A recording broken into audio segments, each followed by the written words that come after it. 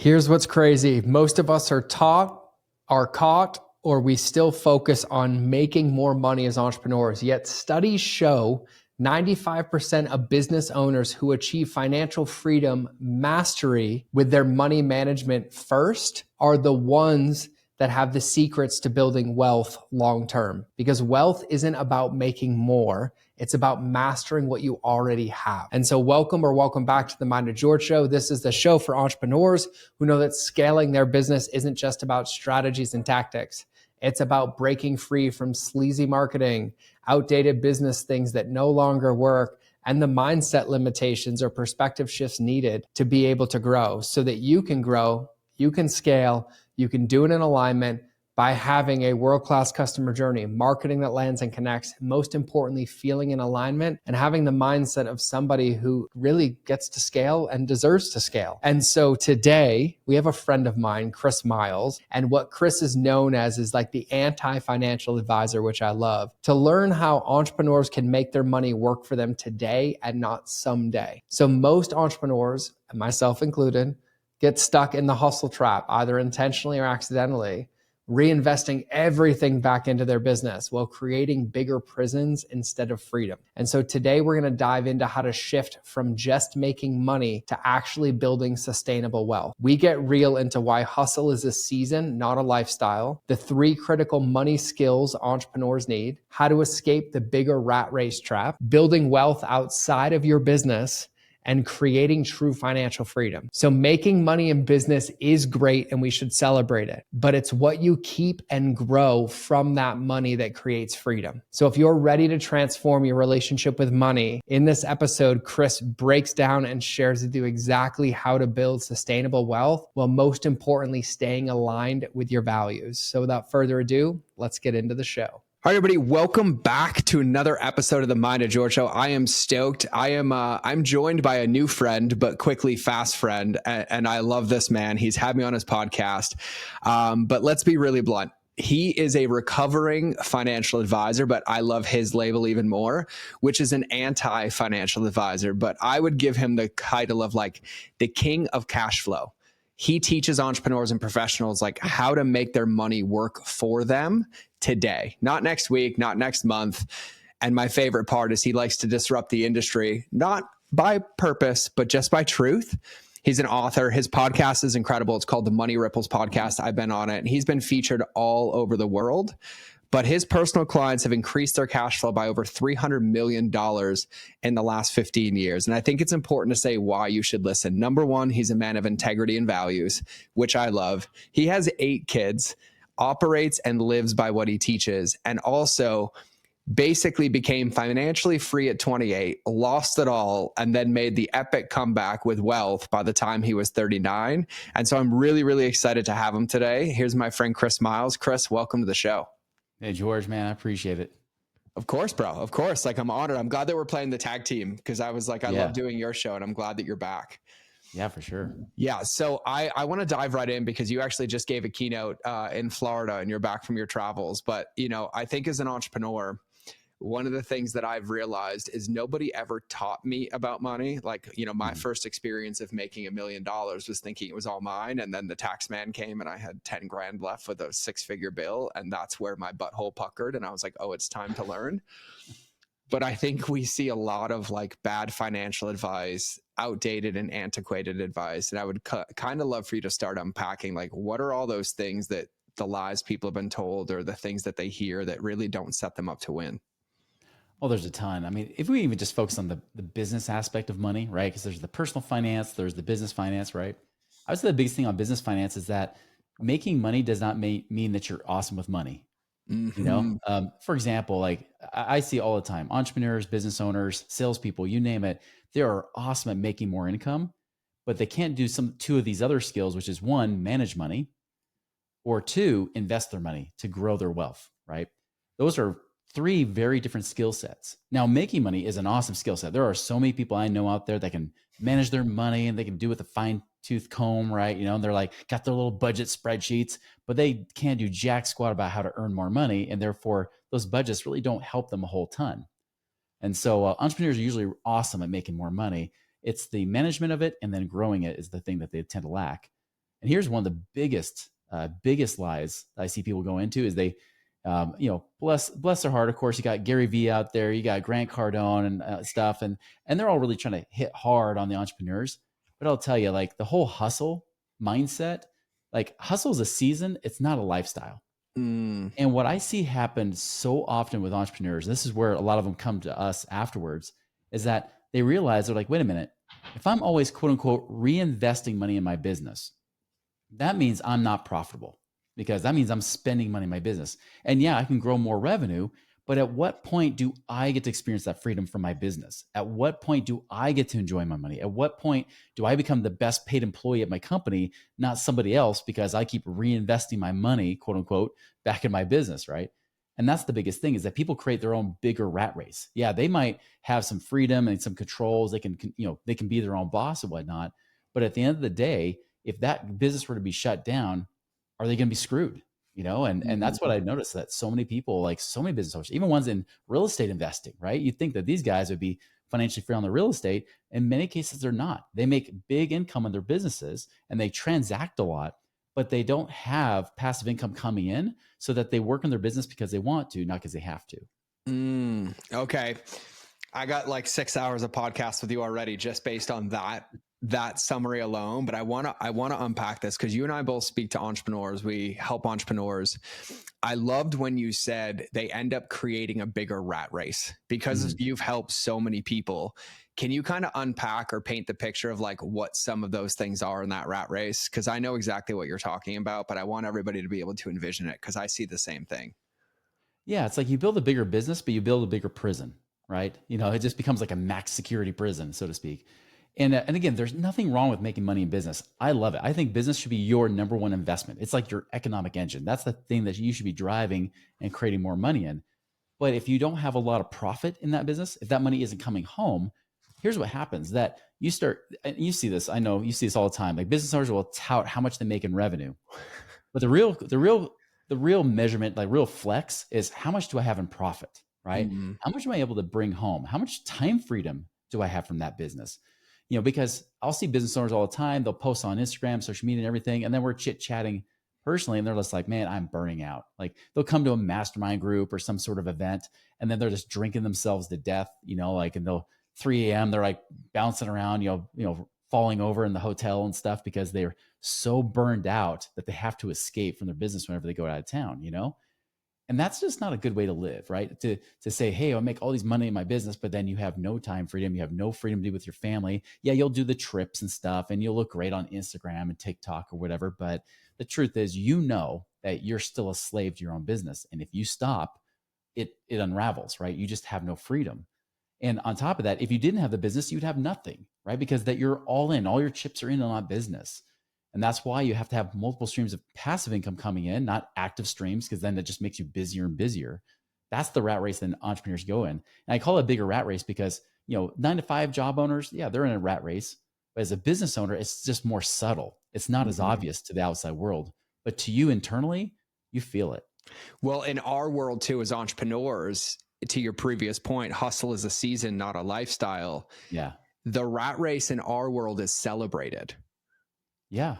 Right. That's Like right. you get the 9 to 5 and they're like, oh, clock's off. Right. And their friends pick on them for doing work after. But in entrepreneurship, It's the opposite. It's the opposite, where people like almost reward you for creating the bigger rat race. And it's a never ending finish line. Like it's always 10 steps ahead because it's like the next car, the next house, the next amount of numbers, employees, like the bigger top line. And, I always tell people too, is like, yeah, you can see their income claims, but ask them to look under the hood and everyone's like, oh, they won't let me. And I'm like, well, yeah, because like you got to keep feeding the monster per se. Yeah. No, I totally get it. I've done it too. Right. Me too. Like, I mean, that's the thing. It's like, I remember like my marriage in 2015, like completely went to shambles. I was working 50, 60 hours a week, doing stuff, hustling, everything. I wasn't bringing home a ton of money. I was bringing home just enough, but it wasn't like, we're raking in and rolling the dough because again, I just got to keep hustling. I just got to keep reinvesting in my business. And then eventually someday I'll buy that time freedom and then I can take my kids all to Disneyland, all 5,000 of them and stuff, and, make it all work out. And it didn't work. for me, honestly, it wasn't until I read a couple key books. You know, I Mhm. read like Mike Michalowicz's The Pumpkin Plan. That's such a great book. Such a good book. That one woke me up. I already read Profit First, which is like a must read if you're a business owner, just like how people read E-Myth Revisited, right? Yep. That's a great one, of course. But, you know, I'll tell you, you know, Profit First, you got to read that because you should be the highest paid employee if you're the CEO, you know? And, you know, Pumpkin Plan is a great one because, you know, he talked about those prize winning pumpkins that you hear about in the news, right? He's like, yeah, you got to buy those seeds from Nova Scotia and you might pay $100,000 for these seeds, hoping you'll create a prize winning pumpkin. But then even after you plant it in the ground, still you got that prize winning pumpkin you're planting in the ground. And then as they start growing pumpkins, you start chopping off the smallest ones so that eventually that vine feeds into one big pumpkin. And in business, I looked at that too for my own life because, you know, you know, like I said, working easily 60 hours a week. I was attending probably of those 60 hours, I would say at least 15 hours were local networking groups, you know, going to different chapters of this and that. I avoid the Chamber of Commerce most of the time, you know, but you occasionally attend a BNI group or you go to this other group or these, you know, entrepreneur groups and attend these events and stuff too. And so you're just doing all this stuff to like, you know, really like just create those relationships and those connections. And then when I read that book, I was like, well, they talk about the Pareto's principle, the 80-20 principle, Yep. right? 80% of your business usually comes from 20% of your efforts, right? So I was like, well, what are my top 20% of my efforts? Or even better, let's take it one step further. What's my top 20% of my top 20%? So I started looking at the top 4%. They gave me 96% of my business, right? And I was like looking at like, okay, who's like my best model clients, like my top 1 or 2 only, not the top 20%. I wanted the 1 or 2. And I was looking at them and I was like, wow, well, I didn't meet them through these networking groups. And in fact, how much money have I made in these networking groups? Almost nothing. Well, where do these people come from? And I realized it wasn't from all the live stage speaking, even though that's, you know, I got one of them from that, but it wasn't that mostly. It was usually me doing my podcast, you know, which I've been doing now for 11 years, right? It was my podcast that was nurturing and building those relationships and getting the best clients. So I was like, well, screw all this other stuff. Let's cut that out. Plus, by the way, emotionally going through a divorce, not having my kids after working from home and everything, you know, I was in a place where I was emotionally full. Like I was working 5 hours a week. And what shocked me is my business didn't shut down. Now it wasn't growing. That's for sure. It was shrinking a little bit. The income went down, but it didn't go down by 10 times. It went down by like 20, 30%. And I was like, wait a minute. I'm only working 5 hours a week. My business is still here. Why did I believe I had to keep hustling, right? And keep slaving away in my business for that someday goal? And plus emotionally, I was just distraught. I might've had time, but emotionally I couldn't handle much more anyways. Yeah. But as I started to just cut away at those little pumpkins that were just sucking off my vine, right? I started just going all in on podcasts and then being a guest on podcasts, right? I realized it wasn't my face that did it, right? It was my voice, you know? So, you know, I guess my ex-wife always said I had a face for radio. Now I know why, you know, but, you know, but that's the thing is like, really, that was the big thing. And when I started to do that, what was crazy is that next year, my revenue did double while working about 10 hours a week, but my profit like octupled. I can't say 10x like Grant Cardone. I don't want to overestimate. It was like 8x, but still, it was like a completely different lifestyle, which is why by 2016 I had more cash to then invest in real estate, passive investments, things like that, to where I was able to get out of the rat race at the end of 2016. And so that's kind of the thing that was my big epiphany, my big aha was get rid of all this busy stuff, right? What's the most absolute productive thing you could be doing that creates the most value for people? I love, and I want to actually have you share your story, but I think for everybody listening, so I even just said this at my event, right? We just wrapped a 3-day event. And I was like, you have no business being in business if you haven't read every one of Mike Michalowicz's books. Mike is a tactician for entrepreneurs, right? Because you talked about the pumpkin plan and profit first. Clockwork helps you realize where that Pareto's principle applies. And then for the rat race, Clockwork helps you identify where you should be spending your time based on what structure or function in the business is not working right now. And then one more is his new one, All In, which is how to build a team to duplicate yourself and get them operating in it. And so I want to give kudos to Mike as well, because like, I'm like, for me, it's like Mike alone in the lens of back-end business operations of managing yourself or the player in the business is a PhD in about 30 days if you read those books the right way. And so I got to give kudos to that. And also, And he's so entertaining too. he's I mean, so I've had him good. on my podcast, and such a great guy. And I mean, even like Get Different. I mean, I love that marketing book. stuff that he teaches. Well, because here's the other good. part. The way that I isolated at the event is we spent day one on the player, right? Which is what you were talking about, where Stacy and I call it eyes open and eyes closed freedom, right?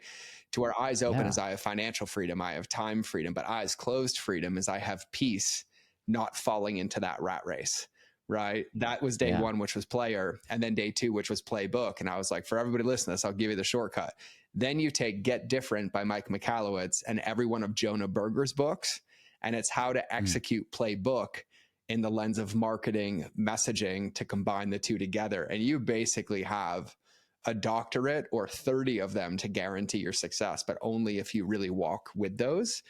And so, yeah, his stuff is incredible.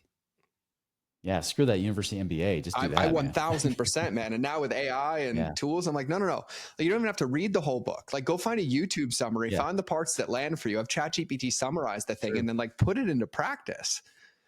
It's so good. So, and I also loved how you talked about earlier, like in the rat race of, you know, in trimming down. And I also love, Chris, the way that you said, well, I'm going to take the 20% of the 20%, right? Like, what are those really like high impact, high income generation activities? But then the freedom that you got and the wealth that you got wasn't also just in financial. It was also in like emotional freedom, like to be able to go to 5 hours a week and only lose 20% and then be able to own and control those levers is huge. And I think for everybody listening, it would be a good time to like even do that exercise. Like, when was the last time you sat down and asked yourself, like, if I look at like my top 3 clients or the top 3 channels where I get the biggest bang for my buck, have we doubled down on those, or am I drowning in all the noise around them? And it's probably a very eye-opening experience for everybody. Yeah. So what I would love, Chris, because you've had this, you know, you kind of alluded to your story of like how you were financially free at 28 and then you went through this, the divorce, the being alone, to then ending up, you know, 39, like the most you've ever been. Can you just kind of give us the story of Chris? Yeah, sorry, just a second. I lashed my eye. Oh, it's okay. No, it's okay. We can cry. And by the way, I just have to say too, like your ex-wife might have said you had like a face for radio, but I think you're handsome. So I'll just compliment you publicly and we can call it an eyelash, right? But I'll just say it was like the tear. Yeah, I appreciate that. Yeah, so interesting story I had. You know, I started out, I actually didn't plan on being a financial advisor back in the day. I mean, I'm the anti-financial advisor now, but I was the traditional salesman in a suit type of financial advisor, right? But my actual original desire when I was in college was to become a business consultant. So I wanted to help go into like these big businesses. If you ever watch Office Space, you know, the movie with the guy that gets hypnotized and then doesn't give a crap anymore. And then they have the Bobs that are in the office, the consultants they hired, right? And the Bobs end up promoting him and stuff. So I wanted to be the Bobs. I want to be the one that goes into a business, tell them what they're doing wrong, and then walk out with a big check, right? And so anyways, that was my goal. I was like, well, before I try to go get an MBA, maybe I should have real life business experience first. So I actually took a sabbatical from college. I actually dropped out with one class to go to get my degree. And I said, let's just take a break, build up my portfolio resume, so to speak, and then come back and finish up. Well, as I was looking around, being a financial advisor, the first thing that came up that seemed kind of interesting, because I figured worst case scenario, you know, I'll learn about money and maybe I'll even be able to help my dad, because my dad was really kind of the inspiration here. I mean, he was the one that was always like the cheap penny pinching saver, right? He says frugal. We all say cheap ass, you know, like he was horribly cheap. I mean, so bad that I was eating Cap'n Crunch for an entire year straight because there's a case lot sale of Cap'n Crunch, right? On sale. It was past expiration date too. So that's why it was cheaper, you know, all that stuff.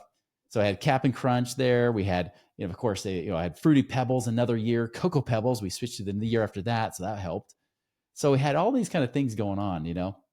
But I mean, he was just cheap. He was just save everything, slave away in his job. He hated his job. He's like, Chris, this job will literally kill me. Like, I'll die from stress working.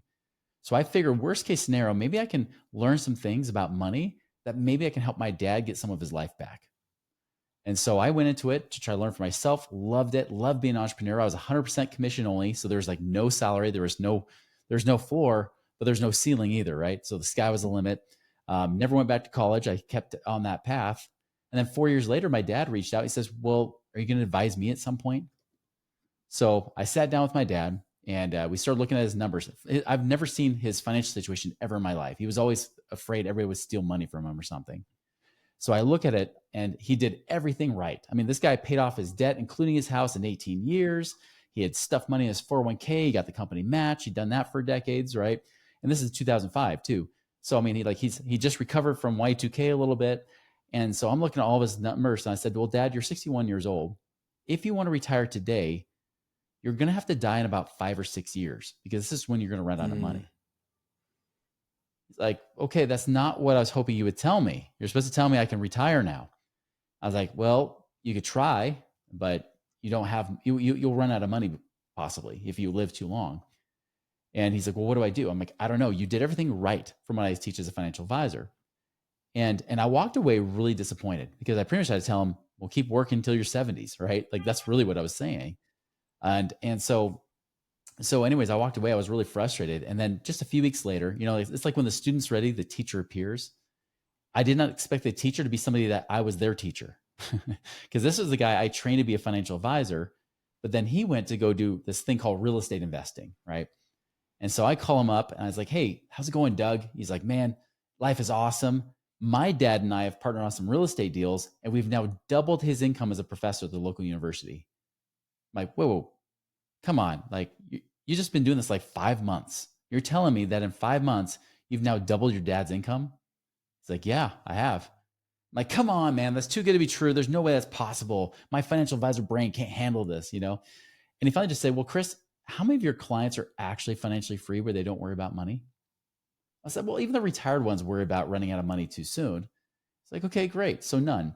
How about this? How many of you guys as financial advisors are financially free, not off the commissions you're earning, not off the business, but actually doing these investments you've been recommending? And when I really was honest about it, there's about 100 people in our office. Some of them have been working with us since the 1970s. And I said, none. There's your problem.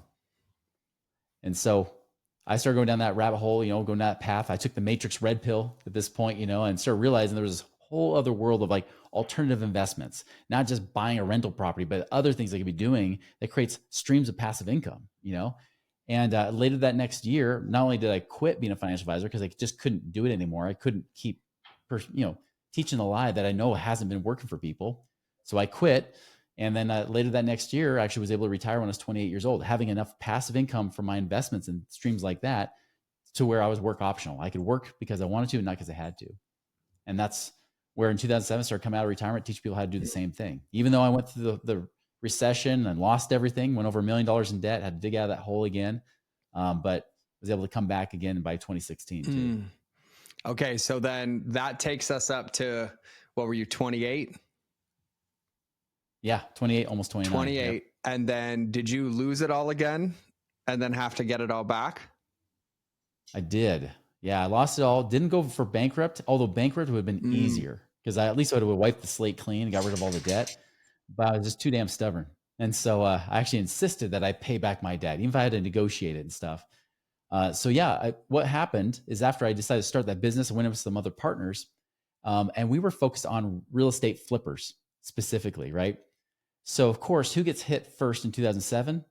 Real estate flippers, right? So even before all the news came out about the real estate market crashing, we were already feeling it. Now I'd already started to increase my lifestyle a little bit too, because my ego was sensitive. So I had to show people all my stuff to prove my worth because I didn't think I was worth anything. I felt I was worthless. So I had to use stuff to do that. Bought my Mercedes, bought my little mini McMansion, right? And, showed that off. It was like actually a show home that I bought, and everything. And so, I raised my expenses up too, but then starting a new business, and I've got expenses there and startup costs.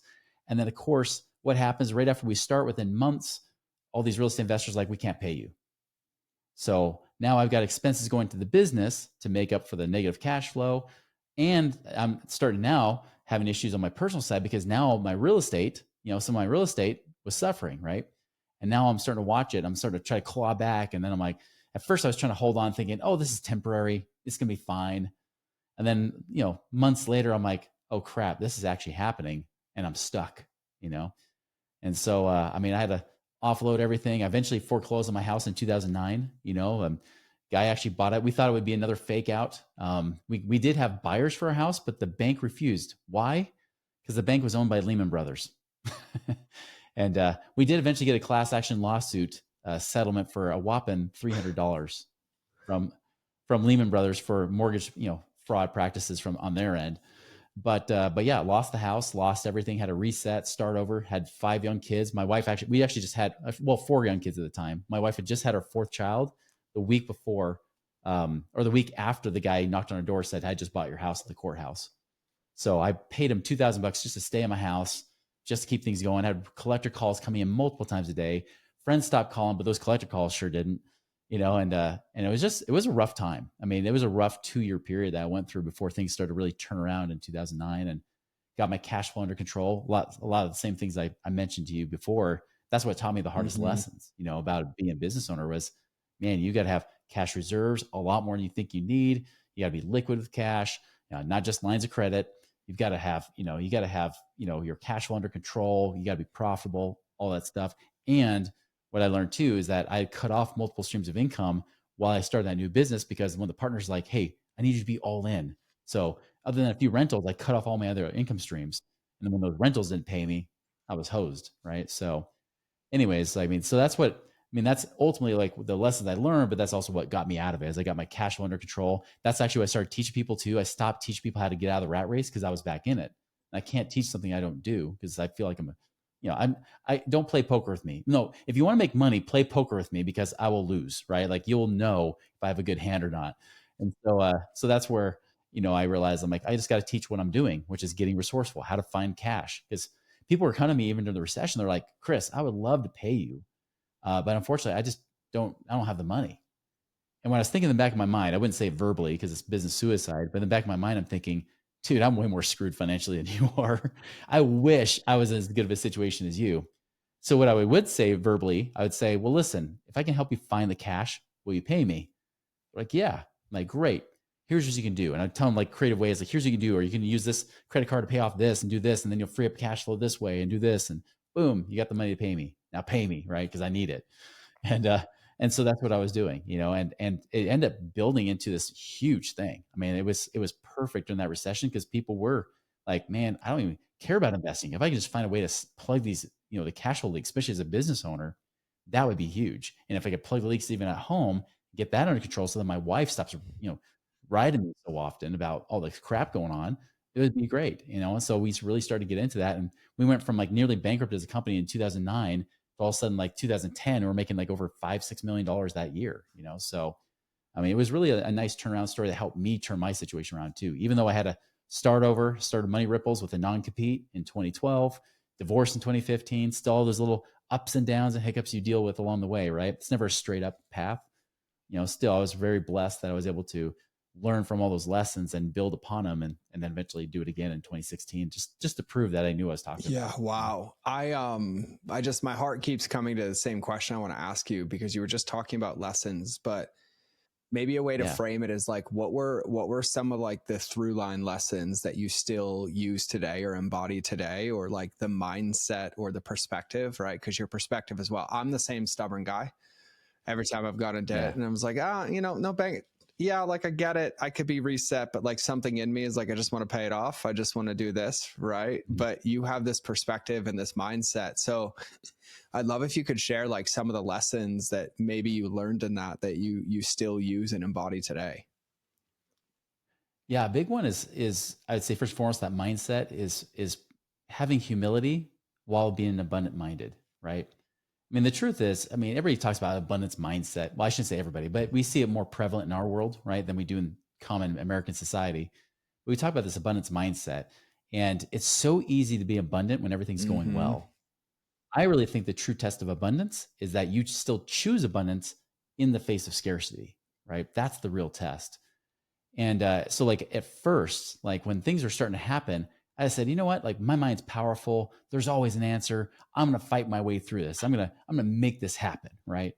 Which really, it was a very humbling experience because eventually I ran out of answers. I couldn't make crap happen, because, part of me was living in a la la land, like I did have some cash reserves going into the recession, back in 2007 and whatnot. I had some cash, but I figured, hey, I've got this equity in my house. So I started putting a bunch of equity and paying down my house because I'm like, I'm a mortgage broker because I still had a mortgage license. I'm like, worst case scenario, I just get a cash or refinance, get the money back out. Because in 2006 to even the beginning of 2007, anyone with a heartbeat could get cash out of their property, and you can even get up to like 100%, right? Well, banks aren't that loose anymore, right? They definitely did not loosen their slots, so to speak. I mean, they're very, very strict. And I saw that happen in the summer of 2007, because when I started to see that cash flow was becoming an issue, especially as our company was having a harder time getting off the ground, I went to the bank. I said, hey, I got all this equity in my house. Can I get money out? And they said, you know what? Boost your score up 2 points and we'll do it. Okay. So I did. The next month I went back in. They're like, see, my score's higher. They're like, oh, last week we just changed the rules. Do X, Y, and Z. And then by September, we'll give you the loan. So I did everything they asked. September rolls around. I'm like, are we ready to do this or what? They said, we're sorry. We no longer give loans to business owners. Like, we don't allow county cash out refinances. And so I was stuck. I had this equity trapped in my home that eventually disappeared in that market, right? And I couldn't get to it. I would have been so much better off, one, staying humble, right? Like I said, like, don't let pride get in the way, right? Stay humble, realize you don't have all the answers. And so you got to play a little defense. You can't just play all offense. Tom Brady would never have been Tom Brady if he didn't have a great offensive line. Let's admit it. I mean, Tom Brady would have been a skinny white guy that just would have got the crap beat out of him, and he would have been injured in his first or second season, and he'd be out. But because he has a great offensive line, Tom Brady was able to become the legend Tom Brady, right? Same with us. We got to play a good 1-2 punch. You got to have a good offense, and you got to have a good defense too. Don't get so prideful. Don't get so overconfident or cocky that you think that you're just going to, make it happen, because that's just not the case. And so that was the first thing. Because if I would have done that, I would have looked at reality and said, you know what? I can see cash flow can be tight. Starting this new business, I better get lean, like right now. Don't just start spending money thinking I'm going to make it back somehow. I don't have a plan, but I'll make it back somehow. Like, get freaking lean. Like, it's almost like, kind of expect the best, but plan for the worst, right? That's kind of what I came out of it. And so even like liquidity, having liquid cash savings is so important. Like, if you have cash, you're king. That's the big thing. And so many business owners I see, that's one of their biggest weaknesses. I mean, even just a basic, like, you should have 2 months of operating expenses in your business should be like a bare minimum, right?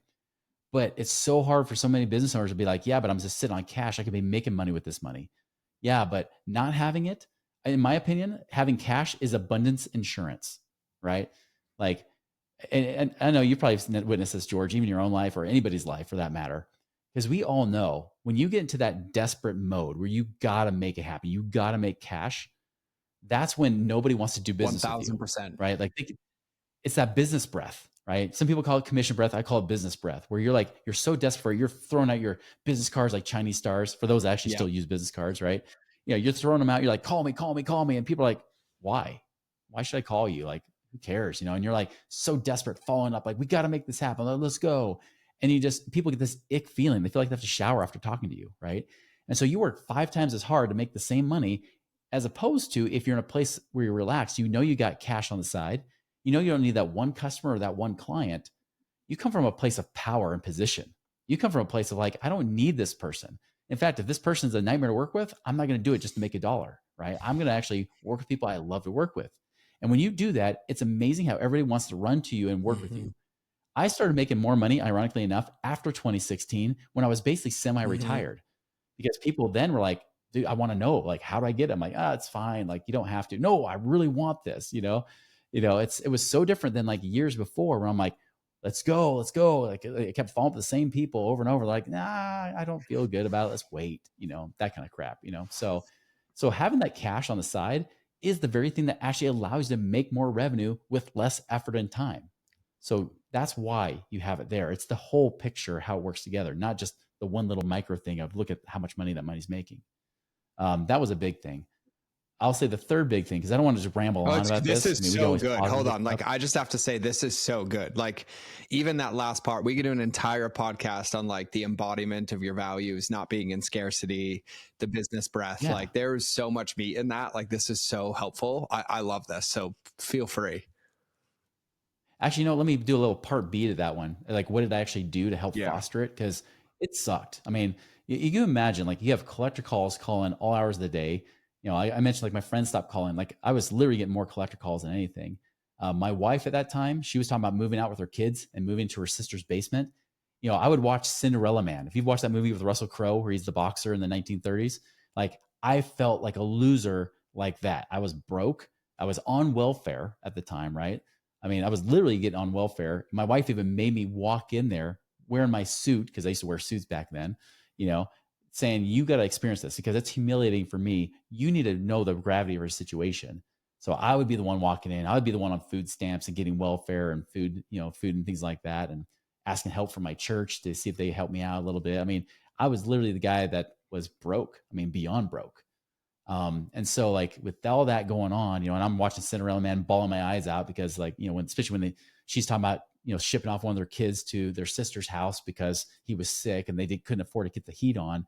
I was in that same phase, and so the thing that helped me get through that was, everybody has their own version of it. Tony Robbins calls it the hour of power. You have miracle morning, right? You hear all these things, but some kind of morning routine is a must for all successful people. Every successful person I've talked to has a morning routine. I call it the three, like with that, I call it power hour or whatever you want to call it. But my morning ritual, consists of my 3 E's: exercise, education, and enlightenment.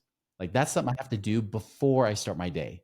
So exercise, I get my body moving. I do that before enlightenment because if I try to pray when I wake up, I just fall back asleep, right? So I exercise, I get my body moving, my blood pumping. Doesn't matter how you do it, but do something to get your body moving. Then I do enlightenment. So I'm doing things like prayer, meditation, reading, scriptures like Bible and things like that, or whatever, doing those kind of things. And then education is like, I'm learning that stuff. This is where you would listen to listen to audiobooks or read the books of Mike Michalowicz, right? Like you start studying up on this stuff or whatever you feel like you need in that moment, that's what you start doing. And I would do that every single day because the great thing is most of the stuff was free. I mean, getting out and walking, is free, except for your tennis shoes, but that's it.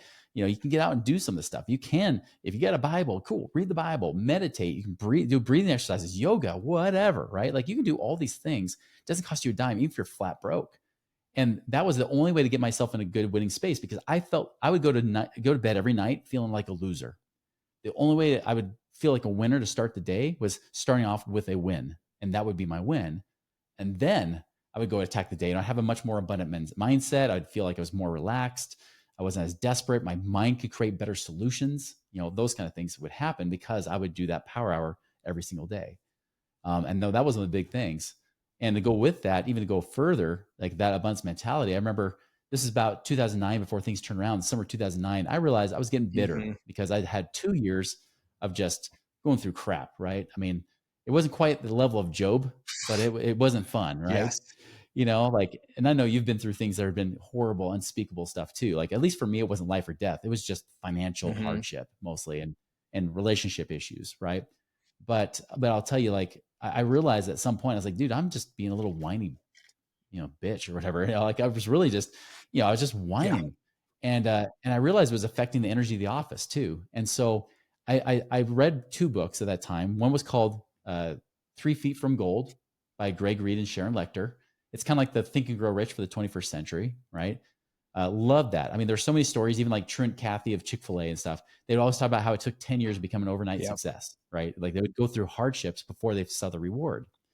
And then the second book was Trump's Never Give Up, which I would call one of his quote unquote more humble books. If you could ever use that word humble with Trump, it doesn't happen very often because obviously there's a lot of pride and ego there, but he talks about his failures, right? And somehow how those failures would turn around too, and one of the things I got from Trump's book, he talked about how even if there's 20 negative things, he would hyper focus on the one positive, which you see happen. Like now he's in the public eye, you see it more and more, don't you? He's like, dude, are you delusional? It's like, no, he's literally hyper focusing on the one thing he can look at that looks good, And I started doing that. And sometimes literally all I would say is, at least I'm breathing today. At least I have the health to go to work. That's it. Like I was like, I have nothing else positive to say but that. But I can do that. And that gives me some sense of control over my situation, even if things feel like they're out of control. And so I would start doing that. And little by little, what happened is that the right relationships started to show up and things started to happen to where all of a sudden things took off, right? And so if I were to give it kind of like a little extra there, I mean, those are the practical things I did to help with that abundance mindset facing scarcity. It's so good, Chris. Like even in you and I have such similar stories, right? Like people on the podcast know I'm navigating a divorce and we're good here, but it went through all of this and same thing, like the sleepless nights, the anxiety, the boom. And it's truthfully the practical tips that you shared. I think the lesson that I've extracted, like in the Marine Corps, they taught us that when things get hard or dangerous or scary, to shrink your world as small as possible to what you can control. Right. And then like one of the first things they teach you is a positive mental attitude, like going through the OODA loop, like the observation and going through this. But there's so much credibility and weight that it's even interesting because I think a lot of us know it, but when that pressure is there, we don't think about it. And it's like this paralysis that comes and then we just ruminate and spiral on it. But I'm the same as you. Like my morning time, like 4:35, it's like I got to go to the gym to wake up. Once I'm like 20 minutes awake, I listen to my scripture and my audiobooks. Then I come home and do my prayer journal because I'm the same as you. I'll fall asleep in bed. But it's this piece of like, you know, even how you described it, it's shrinking it down to what you can control and then making sure that you're hitting those wickets over and over and over again, which starts to shift us. And it's an active pursuit. It's not a stagnant state. It's not a just wait. It's a, what can I do? Yeah. What can I read? What's one perspective shift? And we even talked about this at the event, right? It's scientifically, it's your reticular activating system. What you focus on, you see more of. But when you can start to give yourself this evidence of like, well, I did this morning and I hit my workout and I hit my prayer, the same situations show up. But to your point, you start to see them differently and you'll find solutions instead of more problems. So like, I love that. I love that. What was the third one you had? Because I'm loving these. I'm trying to remember now. I'll kind of give a comment on that too. Another thing I did practically as well on those worst days that I had is like I would do a breathing exercise, and it was always easiest for me to like get to a place of meditation after I just kicked my butt physically. So if I got to myself to the point where like I'm just huffing and puffing, I'm panting, it's amazing how my mind quiets down in that space. And so when I would do that, I would end the workout. I immediately start trying to relax. You know, I even do like a walking meditation sometimes, or it could be standing, whatever, or sitting. But I would just take deep breaths, and as I would exhale, I would just take Proverbs and say, "Be still and know that I am God." Right? I would say that. And then I would take a word away each time. And then the next time, as I had a big exhale, it's like, be still and know that, be still and know that, be still and know that I am, right?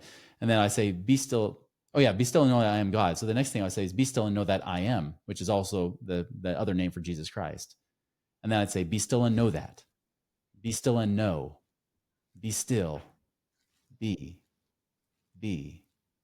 You know, I would just do that to the point where just quiet my mind, just to get me away from all that craziness, you know. So that was one thing that helped me a ton. It's so good. I mean, you know, for everybody listening, like, and as you think about your third thing, that morning part, you know, where you have your 3 E's, I say the same thing. Like I tell my clients, like my one-on-one clients, I'm like, you have to earn the right to touch your business today.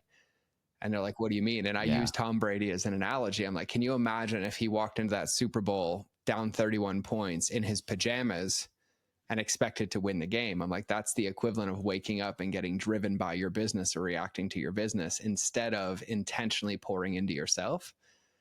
And I tell everybody that like when we focus on the player, mine are my heart, my mind, and my body before I can touch my business, right? My heart is my faith. Same thing to you. My mind is like consumption of learning. And then my body is like physically sweating or moving. And I have to do something in each one of those buckets every day before I'm allowed to respond to a message, look at my email, get on a client call. And I tell everybody, I'm like, and biblically, you and I can talk about this too, but like, it's me planting the seeds for tomorrow before the weeds of the world drown my garden, right? Because we're always going to have weeds to rip up and uproot. And I was like, but I'm kind of protecting the future harvest and also shifting my perspective to know there's a seed in the ground that I planted today. So now I'm more excited to remove these weeds because I know that when enough of the weeds are removed and with enough time of watering and patience, like those seeds are going to grow. That's right. That's the big thing is that I always think I put a big responsibility on me to do those power hours every morning, because if I don't, I know that I'm taking value away. Like I'm not giving my best, right? Even like this episode, like with knowing that this interview was coming up, I knew I had to do that power hour so that I showed up as my best, you know, versus just, you know, slogging along, Chris, and it's like, it's why the way everybody's like, have to do like 4 cups of coffee or whatever just to wake up. It's like, no, like you just get yourself going, drink some water, get moving, and watch what happens. Yeah, Right. it's so So I did remember good. number 3, but I also remember number 4. That's more financial in We'll nature. do So 3 which I'm and then sure we'll somebody's wrap. like, We'll like land the plane with 4, which is financial. yeah, I can even make it 5, but I'll make it 4 just for you. But the third one, it's kind of alluded to a little bit, but the big mistake I made, from really 2007 through 2009 is that because I was in that deep scarcity, I almost felt like I had a disease. I felt like I couldn't share that with other people. I didn't want to spread my problems to other people. So I kept it in, right? I mean, this is like the number one reason why in the construction industry, why suicide is one of the number one things in like construction is one of the biggest suicide things, because these guys are like macho men. You just got to hold it in. You don't share it with other guys, right? Like that kind of thing. And then they end up dying, because they take their life for that reason. And for me, like I had considered that at that time, because I was like, man, maybe I'm worth more dead than alive. Maybe I should just end this life, and then the insurance will pay my family. It'll solve all the problems, right? Because I'm not solving them. I'm worthless. Um, Interesting thing was, it took me losing everything to find where my real value was.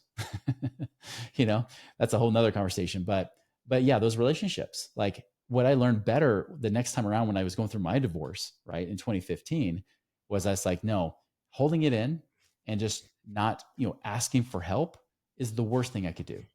So I actually started reaching out to friends, and some of the friends like flat out said, hey, I'm sorry, I can't help you. Even when I was going through my divorce, like, sorry, like I don't have, I'd love to help you financially, but I don't have the money. I was like, that's fine. Like I can figure this out, but I just need help. If you know somebody that can use the services I offer, let me know. Right.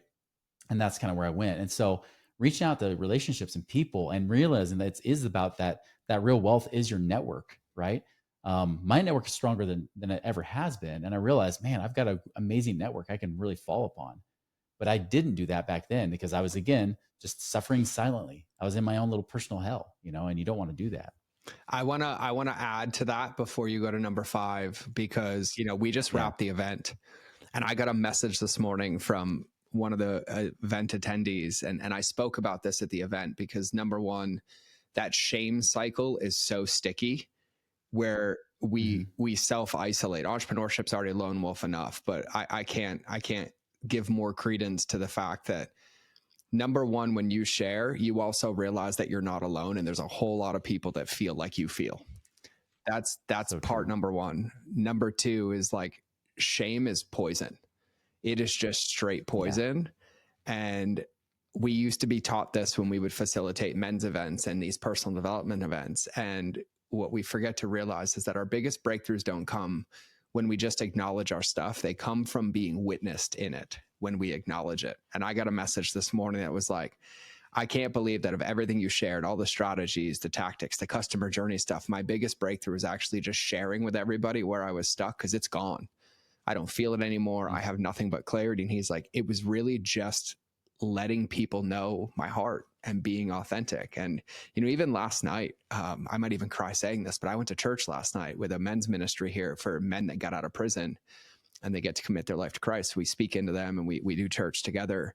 And last night we took red and white pieces of paper, red for the blood of Jesus and white for the snowflakes that we turn into, that he promises. And each one of us wrote our sins or the weight and the burdens that we're carrying, and we nailed them to a cross in the middle of the room. And I was wrecked last night, like wrecked, because it's this constant eradication process. And I found that doing it alone just feeds the cancer over and over and over again. And this is why I'm so big on community. Like this is what I love. I love having these conversations. I'm like, and I even had them with you the first time we connected, like, Chris, here's what's going on. He's like, I've been there. I have 8 kids. I navigated this. And I was like, oh. And then even yesterday, I connected with an incredible man. And I'm sharing this for everybody to understand the power in this, because I genuinely believe perspective is the difference between our prison and our power. And I connected with this man, and, I'm going through the divorce and we accrued some debt, but business is great. And, I have the best clients ever. And I'm so grateful for all of them as I work like you did to get out of this, but I have peace. And I'm having a conversation, and he's like, yeah, I was $6 million in debt. And then I had a terminal illness, and I moved into assisted suicide facility within 21 days of ending my life. And it was recording a video and sending it to a friend, because they said, we're only allowed to do this if we record our end messages and send it to a friend. And the friend said, I'm going to take this case and put it into this mastermind I have with 400 doctors. And 400 doctors, one of them said, I think I know what you have. I know you don't want to do this. Can I test you? Came back and said, I can heal you. And he'd lost his sight, the ability to walk, the ability to move his body. And he was pretty much done. And turns out 2 years later, he's the happy and healthiest he's ever been, regained all function, but because he shared. Mm. And so there's really a lot of power in that. It's a lot of healing there, isn't 1,000%. I was bawling yesterday because it also made my things feel so insignificant from this man who's so happy and healthy and vibrant. And, you know, I think for you and I, brothers in Christ, like, no idolatry of identity. It's who we are in that bucket, not the money, not the labels, not the status. And I submit, because this is what I help people with, that the world needs our authenticity. That's the thing that's missing in the world. And so I just wanted to give some weight to that, because I think it's probably the most neglected and most important thing. Just like when you go to a conference, it drives me nuts. Everyone's like, hey, how's your morning? They're like, great. I'm like, liar. I'm like, I saw you get out of the car, spill your coffee. I heard that phone call. Like, just tell me authentically how you feel. I was like, you can still choose to be happy. You can choose to be positive, but you can also acknowledge that, you know, things happen, and it doesn't always have to be this mask or this perfection that we show everybody. That's right. You can still be in abundance. And that's the thing. Some people think you have to be naive, right? It's like, no, you can acknowledge it. Say, like, I mean, there's been bad days I've had, even recently. It was like, I've had better days. It's a completely honest answer. It doesn't mean it's the worst day. It just means, but I've definitely had better days than today, you know, and that's okay. You know, I think it's totally fine to be that way, and to kind of just release it. Well, and if you can't be honest with yourself, right, there's nothing wrong. Like, I loved how you said, be in abundance with humility. Like, you can be your authentic self, but I would say, when Stacey and I talk about eyes closed freedom, like, when you're not honest with yourself, you can't be honest with the people closest to you. And truthfully, the business is just a hiding place from the one relationship you're guaranteed to spend the rest of your life with, which is you, with your eyes closed, laying in bed. True. Like, that peace comes from radical self-expression. It even reminds me of a book, and I'd say only like 60% of this book is worth it. But it's called Radical Honesty.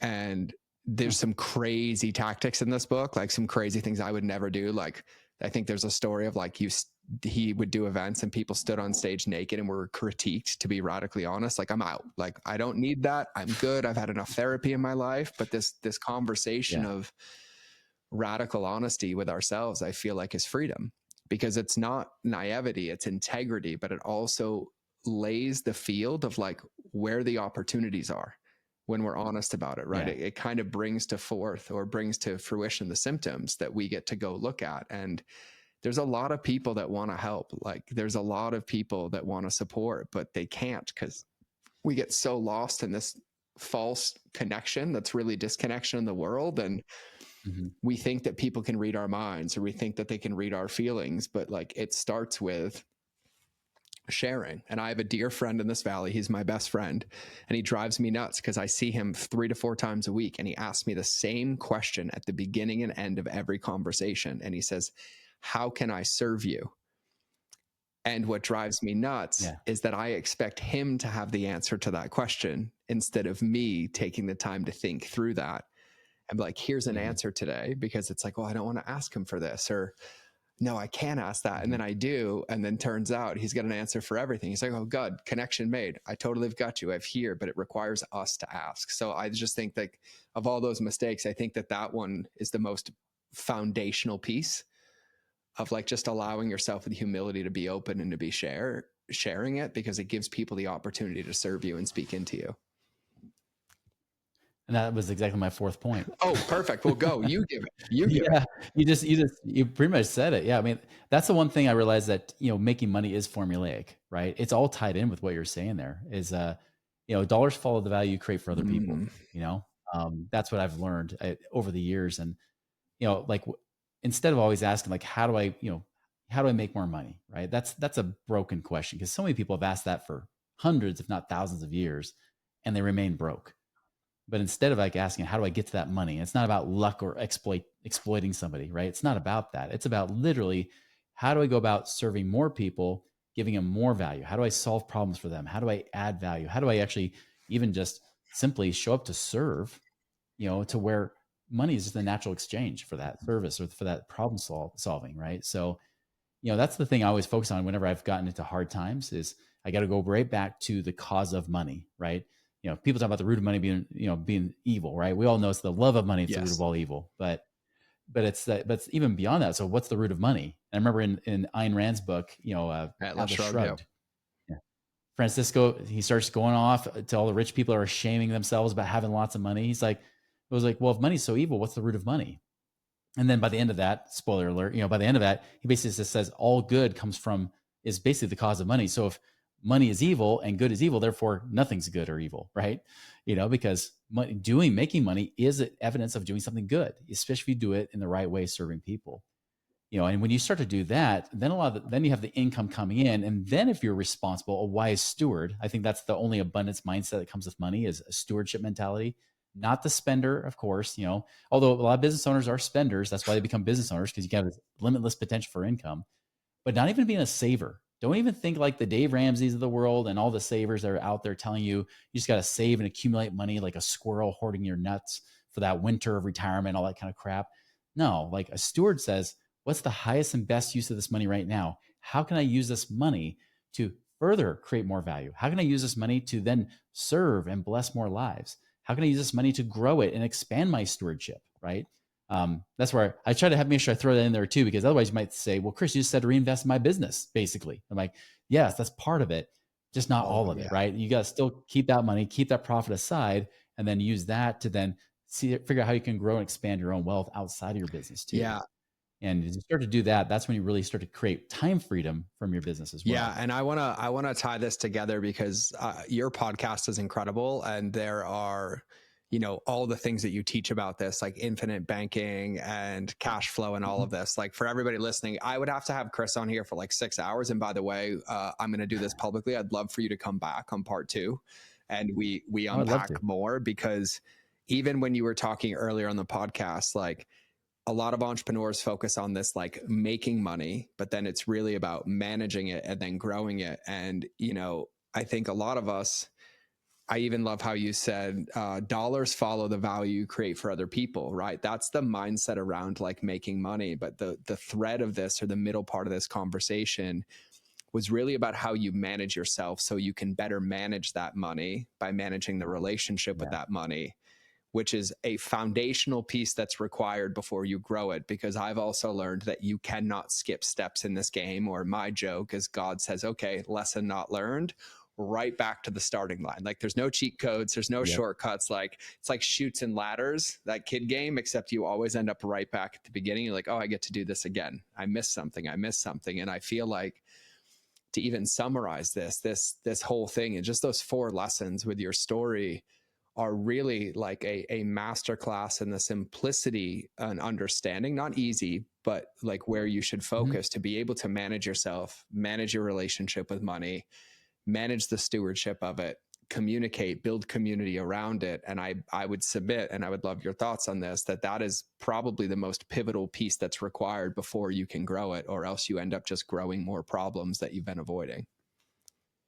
Absolutely. I always tell people that 1-2 punch of principles and strategies. Principles are eternal. They never change. They're different than strategies, right? If you understand the principles, you can better understand how to use the strategies. And I tell my clients this all the time.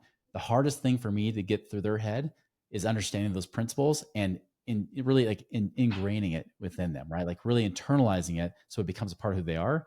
The strategies, the money strategies, are actually simple. They're actually really easy if you have the right mindset to go with it. And it's the same for business, because I coach people on the business side, and I'm like, I use Tom Brady again.